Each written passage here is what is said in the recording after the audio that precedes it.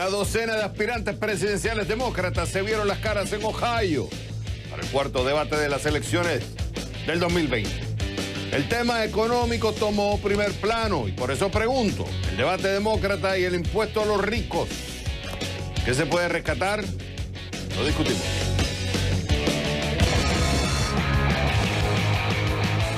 Trump lo calificó de tremendous, varias veces. Para algunos el acuerdo comercial con China es modesto pero positivo. Para otros es una tregua que no va a durar por el nivel de desconfianza entre ambas naciones. Pregunto, ¿la tregua entre China y Estados Unidos duradera? Lo analizamos.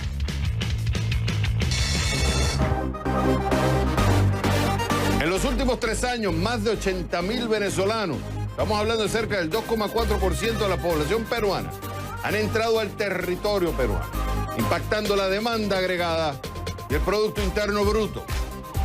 Esto según la gente BBVA. Pregunto, ¿cuál ha sido su impacto económico de los venezolanos en Perú hasta ahora? Lo vemos.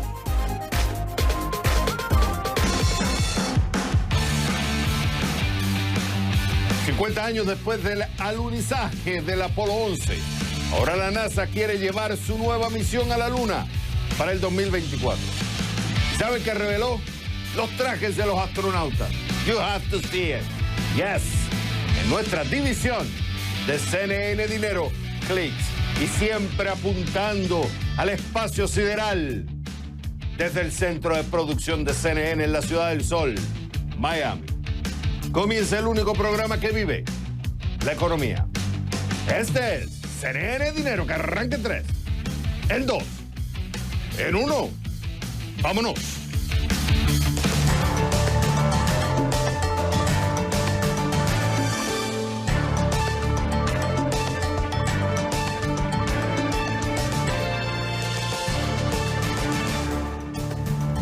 Hola mi gente y bienvenidos a CNN Dinero. Te saluda David Servia. ¿Lista? ¿Listo?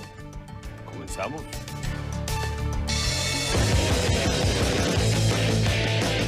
Una docena de aspirantes presidenciales demócratas se vieron las caras en Ohio para el cuarto debate de las elecciones presidenciales del 2020. El tema económico tomó primer plano y por eso pregunto, este debate demócrata y el impuesto a los ricos, ¿qué se puede rescatar? Para eso me voy con Antonio Sarabia, él es profesor de la Universidad Mercer, que nos acompaña desde Atlanta. Antonio, como siempre, es un gusto tenerte en el programa.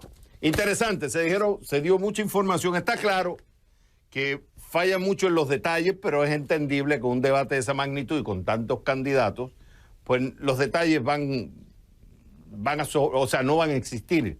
Ahora, es interesante que por lo menos en lineamientos filosóficos y en tendencias se vieron temas claros. Y uno de ellos es el impuesto a los ricos, o como le dicen en inglés, el wealth tax.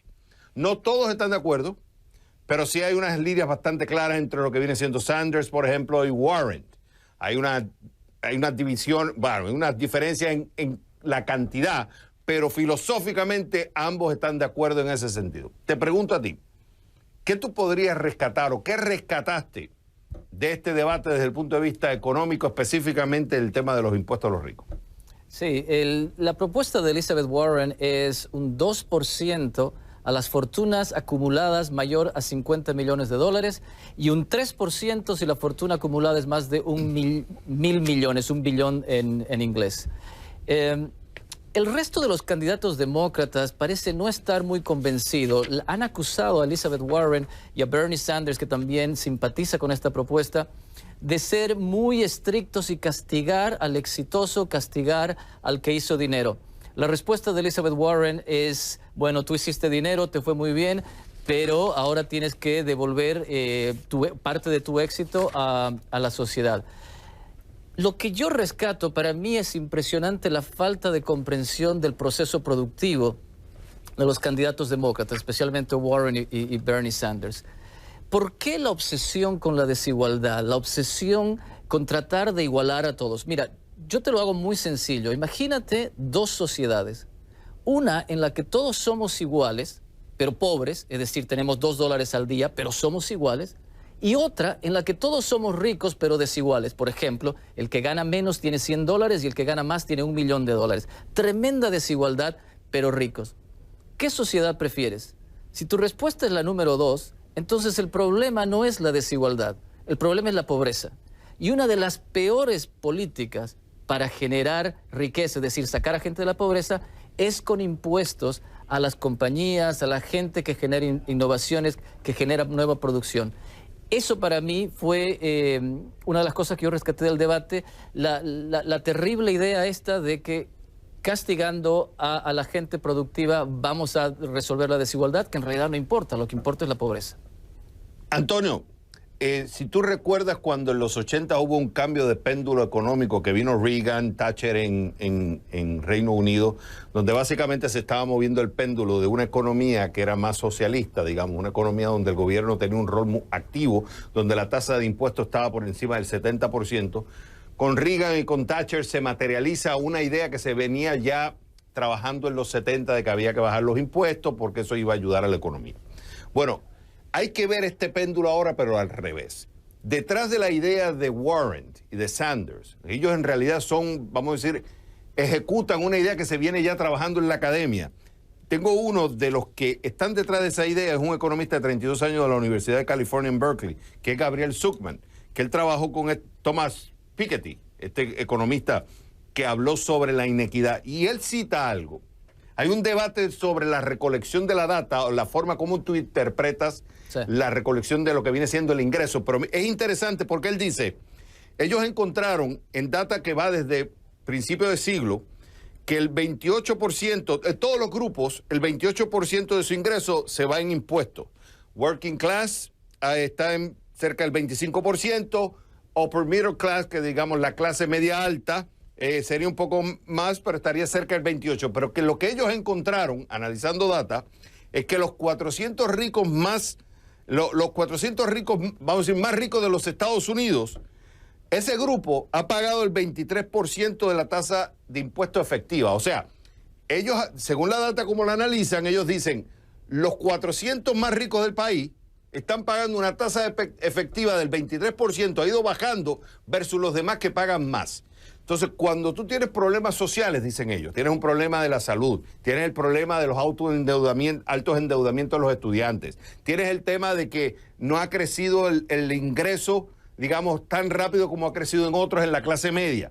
De alguna forma tenemos que atacar esto. Y ellos dicen, la mejor forma de atacarlo es con el gobierno. Y para eso necesitamos dinero. ¿Y a quién le vamos a cobrar? A aquellos que se han estado beneficiando, vamos a los ricos. ¿Por qué tú discrepas de esa tesis? Ha sido muy famoso. El artículo que estás mencionando salió en el New York Times hace unos días y es un adelanto de un libro que este profesor está a punto de publicar. Ha sido muy criticado en las esferas académicas porque esa data no ha pasado el proceso de peer review, pero lo más importante es que este análisis olvida que los ricos no solamente pagan su income tax como el resto de la gente en los diversos cuartiles de la economía, sino que además paga corporate tax, ¿no? Es decir, el impuesto a las corporaciones. Y cuando tomas eso en cuenta, el impuesto o la carga impositiva a los ricos es mayor que la carga impositiva a los pobres. Entonces, hay mucho debate, se ha criticado mucho esa data. Pero déjame llevarte otra vez a lo esencial acá. La idea esta de que tenemos que quitarles a los ricos para darle a los pobres proviene de una idea de que la economía es una torta fija, es como una torta fija. Entonces, si yo me llevo un pedazo mayor, obviamente te va a tocar a ti un pedazo menor. Pero la economía en realidad no es una torta de tamaño fijo, es una torta de tamaño variable que va creciendo. La economía en Estados Unidos, por ejemplo, crece al 2% cada año en promedio. Entonces, cuando los ricos obtienen un pedazo de torta mayor, no significa que los pobres vayan a obtener un pedazo de torta menor. Mira, pregúntate a ti mismo, ¿cuál es la única forma de hacerte billonario en Estados Unidos? La única forma de hacerte billonario en Estados Unidos es produciendo un producto que muchísima gente ama y va a comprar.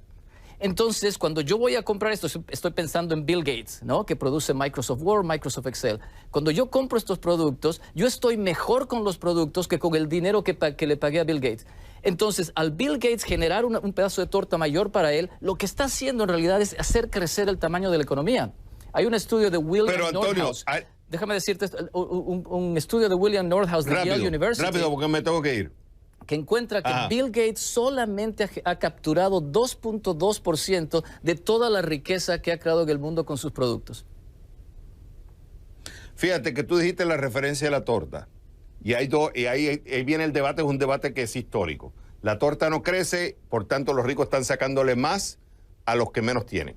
La otra es, no, la torta crece, pero ellos dicen que cuando crece, el porcentaje de los más ricos va siendo un porcentaje mayor versus aquellos que sí crece, pero crece en menor ritmo. Y a la vez están creando unos problemas sociales que hay que atacarlos. Y la forma, dicen ellos, de atacarlos es a través del gobierno, y por eso necesita impuestos y hay que ir a los ricos.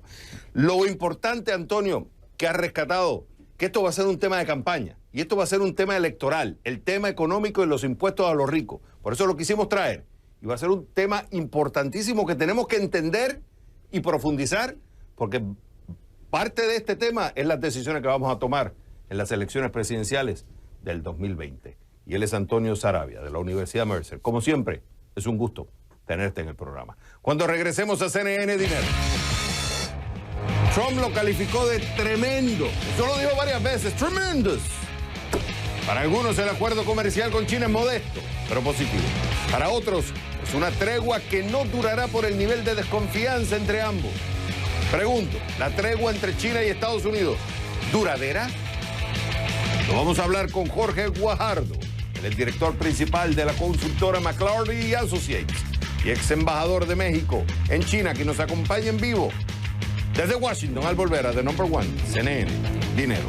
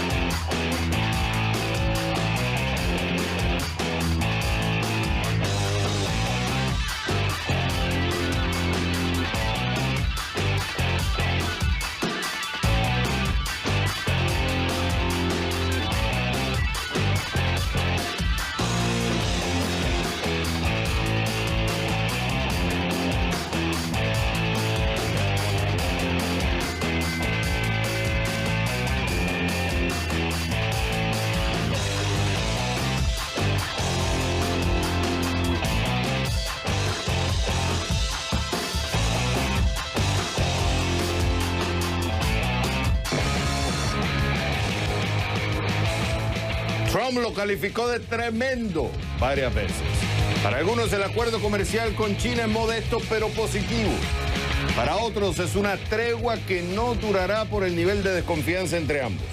Pregunto, ¿la tregua entre China y Estados Unidos duradera? Para eso me voy con Jorge Guajardo, él es director principal de la consultora McLaury Associates y es ex embajador de México en China. Oye, un gusto, Jorge, tenerte en el programa. Básicamente el viernes se anuncia, aquí tengo que Donald Trump usó la palabra tremendous casi 15 veces, donde básicamente anuncian vamos a decir, un acuerdo de primera fase, Phase One Deal, donde, por un lado, China supuestamente acuerda comprar los próximos 2 años entre 40 a 50 mil millones de dólares en productos agrícolas de Estados Unidos y que promete buscar una mejor protección intelectual, a propiedad intelectual y permitir la entrada de inversión foránea en el servicio financiero.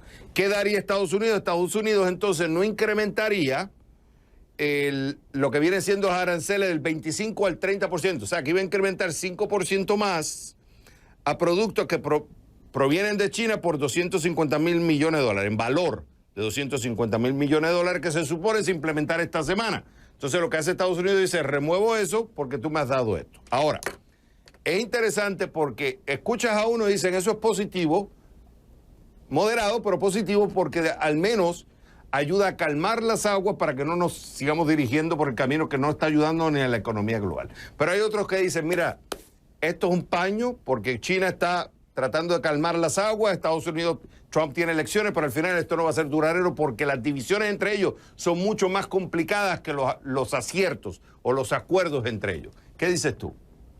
Mira, el acuerdo al que llegaron es tan tremendo como lo describe el presidente Trump, como el muro con México es hermoso. Son palabras que usa el presidente Trump sobre algo que no existe. ¿Qué quiero decir que no existe? Pues no hay tal acuerdo. El presidente Trump anunció un acuerdo comercial en el tuit al que tú haces mención. Inmediatamente posterior, la Cancillería china dice, bueno, nosotros no tenemos conocimiento de este acuerdo. Al siguiente día dicen, bueno, todavía tenemos que seguirlo discutiendo, todavía va a haber que hablarlo, no hay detalles, no sabemos qué se acordó. No hay nada, Xavier, no hay un acuerdo. Ahora, siempre es mejor que estén hablando a que no estén hablando.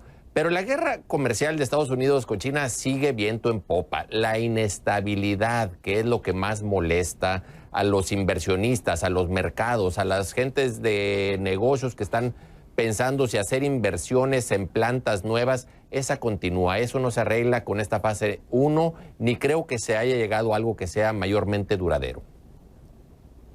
Ahora, es interesante que esto hay que ponerlo en contexto. Porque por un lado China está sufriendo, o sea, los aranceles le están haciendo daño. Eso por un lado, a las exportaciones. Le preocupa que haya un flujo, una salida de capital. Por eso han puesto restricciones o controles, digamos, más que restricciones, controles a la salida de capital. Y también les preocupa una caída en el yuan. Eso por un lado. Pero por el lado de Estados Unidos también es una preocupación. Uno, que es un año electoral.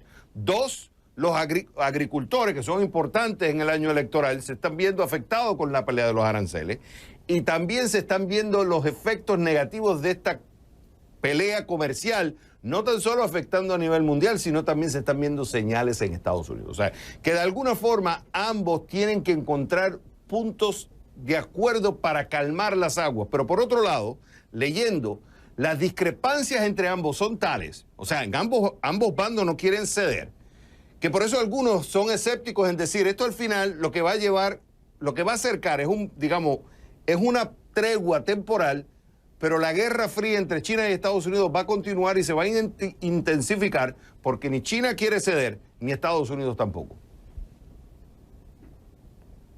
Mira, yo creo que en este momento China siente que tiene el poder de su lado.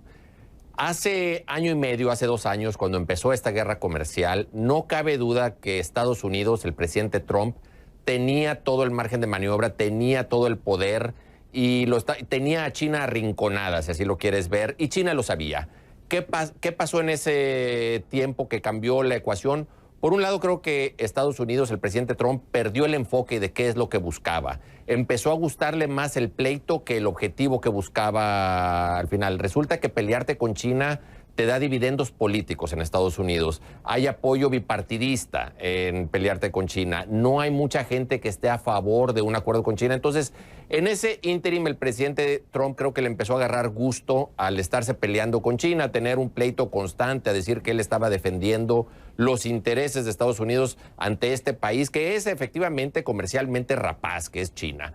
Entonces, bueno, así empieza, va pasando el tiempo, se van dando una serie de cosas donde creo que el presidente de Trump empieza a disparar muchas de las balas que tenía amenazando a China. ¿Qué me refiero? Bueno, claramente son los aranceles que aplicó, pero también tenemos el caso de haber puesto a las empresas chinas en el Entities List, inicialmente Huawei, luego las otras 28 empresas que fueron incluidas, el haber arrestado a Meng Wanzhou, la ejecutiva de Huawei en Canadá, el haber pedido que los países europeos no usaran la tecnología china para la telecomunicación 5G. En fin, Estados Unidos empezó a disparar todas sus balas, llega a este punto donde China dice, bueno, yo ya que tengo que perder, todo lo que temía ya me sucedió, todas las balas que tenían para presionarnos ya las usaron. Ahora, ¿qué es lo que la tregua que se está hablando? Es que en vez de irse al 25%, es decir, en vez de mantenerse en 25% los aranceles, los iban a subir al 30%. Bueno, ya estamos hablando de detalles donde ya no es China la que está pagando esos aranceles. Lo que China temía es que le pusieran aranceles a sus exportaciones, 5, 10, 15, 20%, porque iba a crear inestabilidad, iba a hacer que los inversionistas extranjeros en China empezaran a sacar sus cadenas de producción de China. Eso no cambia al mantenerse los aranceles en 25%. Es decir, la incertidumbre ya está ahí. Las compañías que tenían su cadena de producción en China ya están viendo cómo sacarla.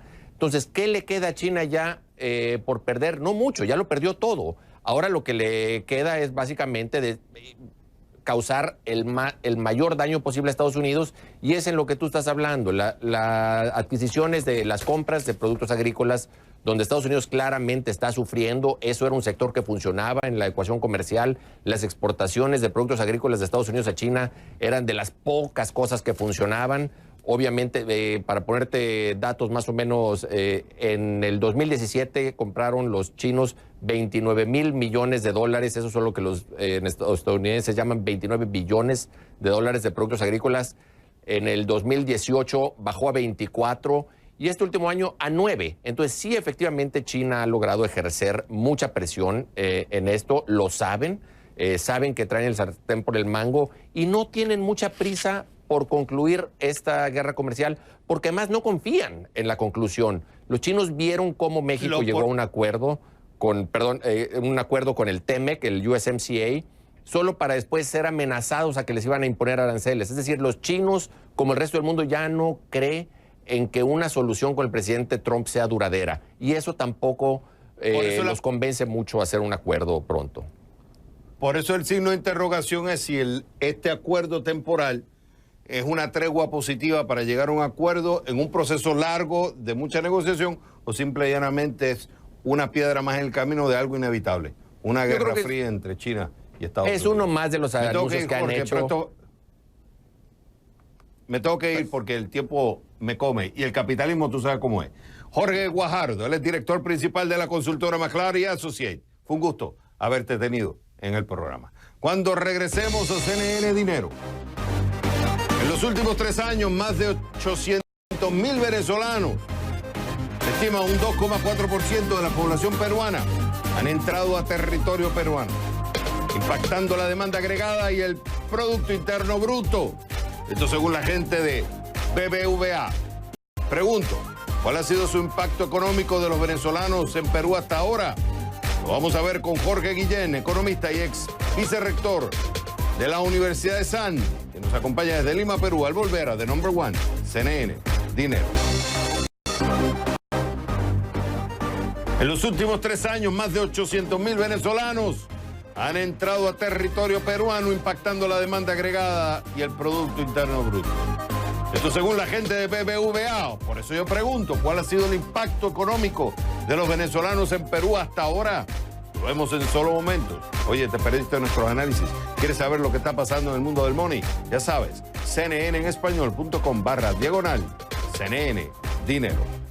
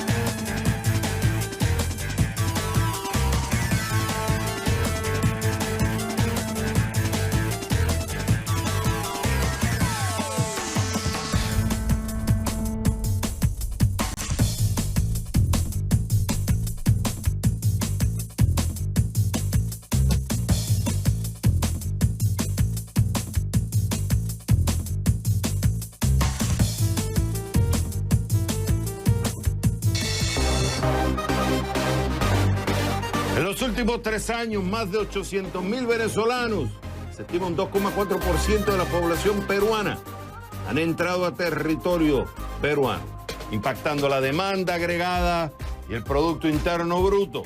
Según la gente del BBVA, pregunto, ¿cuál ha sido su impacto económico, el de los venezolanos, en Perú hasta ahora? Lo vamos a ver con Jorge Guillén, economista y ex vicerrector de la Universidad de San, que nos acompaña desde Lima, Perú. Jorge, un gusto tenerte en el programa. Bueno, tú viste el estudio de la BBVA. No lo voy a citar completo porque es extenso, son más de 40 páginas, pero básicamente lo que ellos dicen que el impacto fiscal de la inmigración venezolana es positivo, según sus estimaciones, aunque bajo en relación al tamaño de la economía peruana.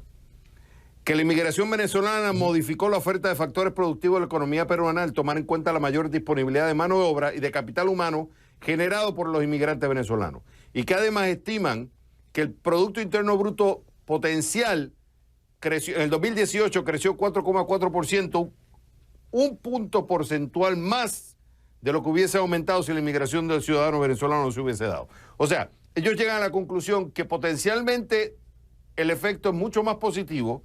Hasta ahora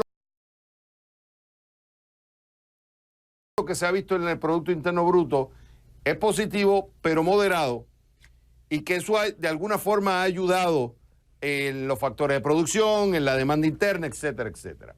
Te pregunto, basado en lo que tú has leído, lo que has estudiado, lo que has analizado, ¿cuál ha sido el aporte de la inmigración venezolana en Perú desde el punto de vista económico? Sí, hay, acorde al estudio del BBVA y otras lecturas también que hablan sobre el tema de la inmigración venezolana en Latinoamérica, son más o menos unos 5 millones que han estado de venezolanos, o 4 millones de venezolanos, la mayor parte concentrada en Colombia y en Perú, casi el 57% por ahí. Aportan en ambos países, o en todos los países, por el lado de la oferta, ¿no? Es una mano de obra barata, aumenta la productividad, pero como también aportan a la economía, también significa un gasto para la economía, digamos, una parte negativa que es gastos en salud y en educación, porque si se van a enfermar, como dice el estudio también del BBVA, y no tienen dónde ir, tienen que ir al sector público, los tiene que atender por obligación. Es un gasto para el sector público en educación también, ¿no? Porque si no tienen muchos ingresos y no pueden pagar un colegio privado, algunos lo hacen, pero la gran mayoría quizás no. Entonces, entre entrada y salida, entre ingresos y gastos, la contribución es 0,08% del PBI en la economía peruana, 650 millones de soles. Claro, 650 millones de soles nos suena a nosotros bastante, pero para el país es 0,08%, o sea, es prácticamente nulo. Pero viéndolo desde otro punto de vista, también hay temas de competencia con los sectores de la población, porque se quita empleo a algunos sectores de la población que son menos productivos, ¿no?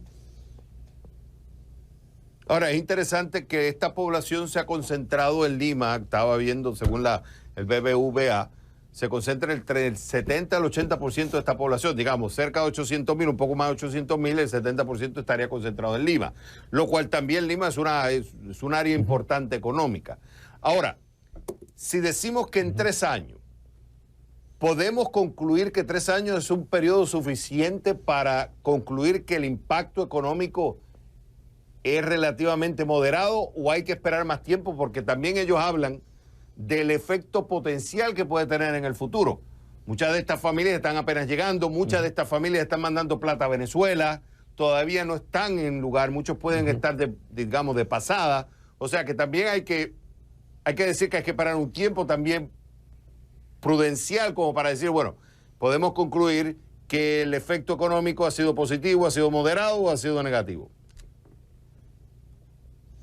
Sí, en el 2016 se ven las cifras de migración fuertes, de saltos, ¿no? Y ese millón que formalmente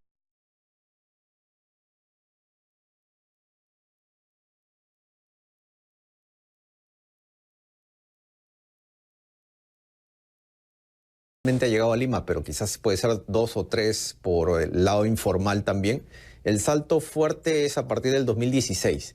Y sobre eso uno puede más o menos considerar algún efecto en la economía, que en realidad intuitivamente los venezolanos son ubicados, como dices tú, en Lima. Hay una zona que se llama San Juan del Lurigancho, que es como el nuevo Venezuela, que es casi como distrito, provincia de Lima en el lado oeste. Estrato C y D de la economía, ha llegado a sectores de venezolanos que han trabajado en el sector servicios, porque tienen, comparándolo con el limeño o el peruano, unas habilidades de comunicación bastante desarrolladas, trabajan atendiendo al cliente, no es público alegre, de zona más tropical, También les gusta andar en zonas cercanas al Ecuador, que es parecido al clima que tienen en el norte del Perú, que es muy parecido al clima que tienen en Venezuela. Y en Lima, obviamente, porque es la capital y es la zona donde tienen mayores recursos, ¿no? Y no se han ubicado en zonas tecnológicas o en trabajos tecnológicos ni en trabajos altamente calificados. Y por eso, como te decía al comienzo, compiten con los sectores de baja productividad de la población peruana. Y ahí, al comienzo ganaban menos y ahora salieron nuevas legislaciones laborales en las cuales dicen que tiene que contratarse a un extranjero y que gane por igual que un peruano para que no ocurra ese efecto de discriminación. ¿Y por qué el venezolano acepta un sueldo bajo? Porque cuando lo convierten a dólares, en una economía estable como la peruana, ese dólar se reditúa en el mercado negro en Venezuela mucho más. Entonces, por eso es que aceptan trabajos con 40% menos de salario que el promedio, ¿no? Digamos. Estamos mostrando una fotografía de un paisaje complicado como es el de la inmigración venezolana y el impacto que tiene en los países de la región. Él es Jorge Guillén, economista y ex vicerrector de la Universidad ESAN. Fue un gusto haberte tenido en el programa. Cuando regresemos a CNN Dinero, ¿sabías que los ataques cibernéticos están costando cada vez más a las compañías? Y esta cifra es tan alta que está forzando a muchas empresas pequeñas y medianas a cerrar. ¿Cuánto es? Eso te lo voy a contar al regresar a The Number One, CNN Dinero.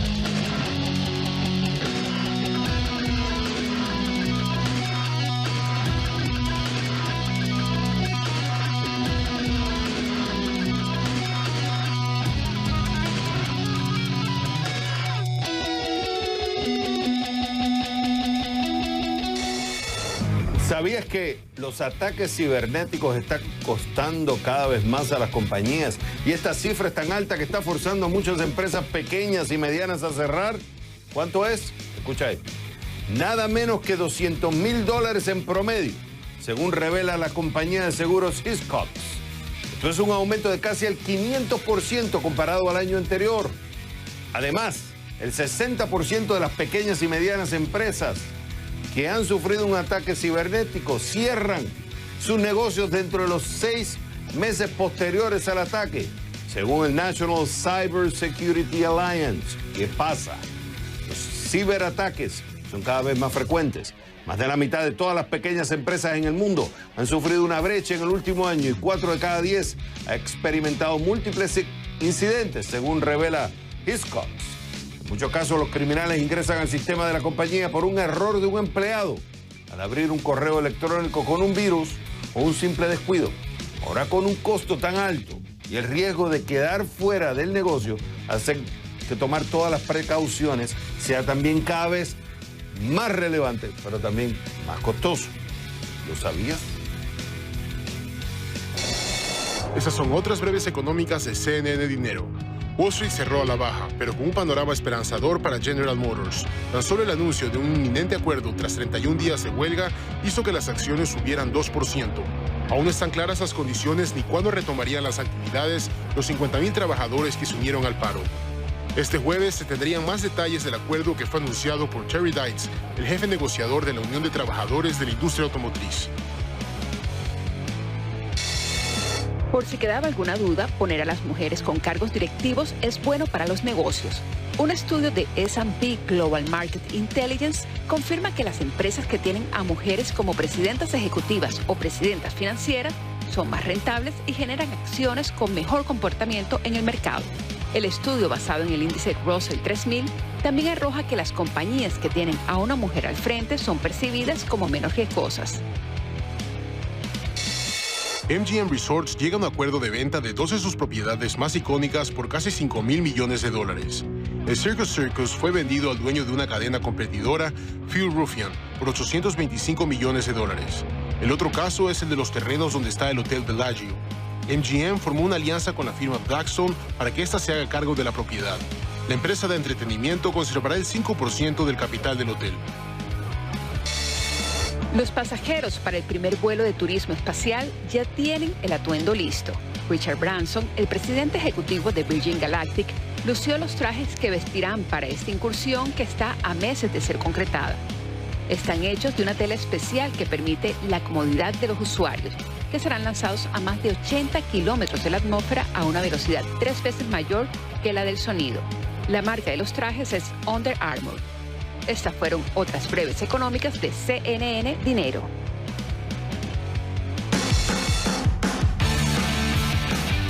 Cuando regresemos a CNN Dinero, 50 años después del alunizaje del Apolo 11, ahora la NASA quiere llevar su nueva misión a la Luna para el 2024 y acaba de revelar sus nuevos trajes de astronautas. Y aquí te lo vamos a mostrar en nuestra división de CNN Dinero Clicks al volver a The Number One, CNN Dinero. Ahora, ¿por qué no echamos un vistazo a algunos de los índices accionarios y de monedas del cierre? Come on, baby. Let's go.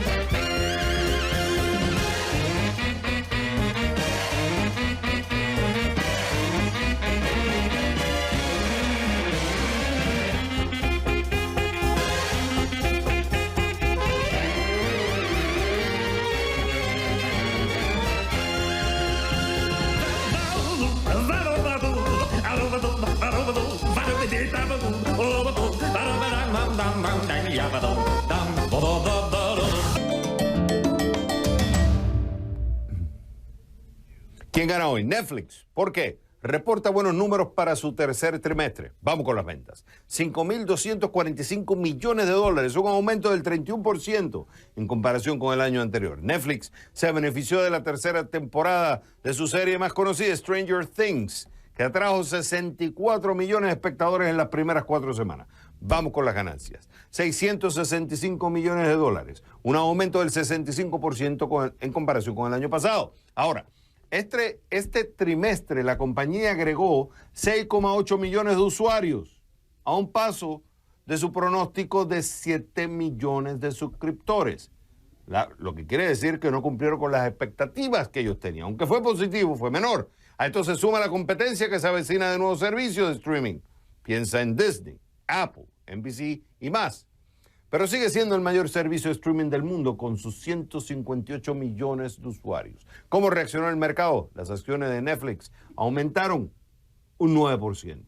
Porque sus números le gustaron al mercado. Netflix se lleva hoy la medalla de oro de CNN Dinero. ¿Y quién pierde hoy?